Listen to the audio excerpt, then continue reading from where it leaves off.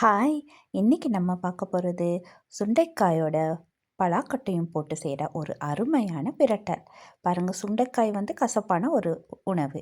பலாக்கொட்டையில் ஒரு இனிப்பு சுவை வரும். ஆனால் இது ரெண்டையும் சேர்த்து செஞ்சு இந்த மாதிரி எண்ணெயில் போட்டு பெரட்டி பாருங்கள், அதோட சுவையே வேறு.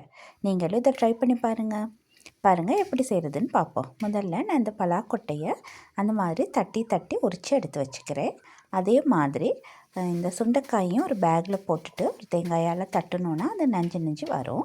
அதுக்கப்புறம் அதை எடுத்து நல்லா தண்ணி ஊற்றி மஞ்சள் கொஞ்சம் போட்டு நல்லா கழுவி அதை எடுத்து வச்சுக்கிறணும்.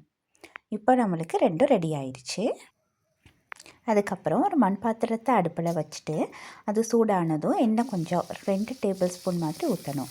எண்ணெய் சூடானதும் நம்ம வெட்டி வச்சுருக்கிற பலாக்கொட்டையை போடணும். பாருங்கள், பலாக்கொட்டையை நான் சின்னதாக வெட்டி வச்சுருக்கிறேன். அதை வெட்டிட்டு ஒரு நல்லா கொதிக்கிற சுடு தண்ணி கொஞ்சம் ஊற்றி கொஞ்சம் நேரம் அதை மூடி வச்சுருந்துட்டு ஒரு 10 நிமிஷத்துக்கு அப்புறம் நல்லா கழுவி எடுத்து தான் வச்சுருக்கிறேன்.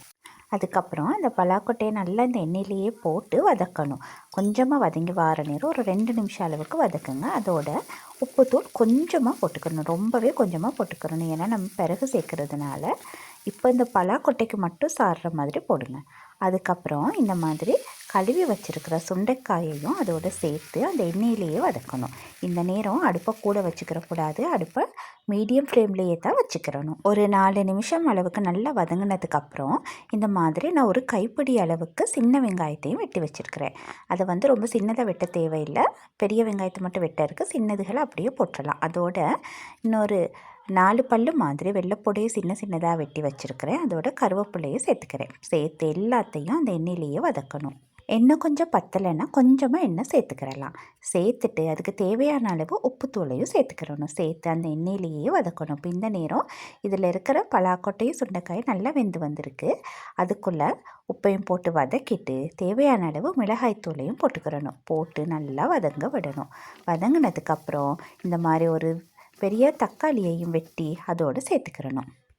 இந்த நேரத்தில் அடுப்பை லோ ஃப்ளேமுக்கு கொண்டு வந்துட்டு கொஞ்சம் நேரம் அதிலேயே வதங்க விடணும். அப்போ அந்த எண்ணெயிலேயே பலாக்கொட்டையும் அந்த சுண்டைக்காய் வதங்கி வர நேரம் ரொம்ப அருமையான டேஸ்ட் ஒன்று வரும்.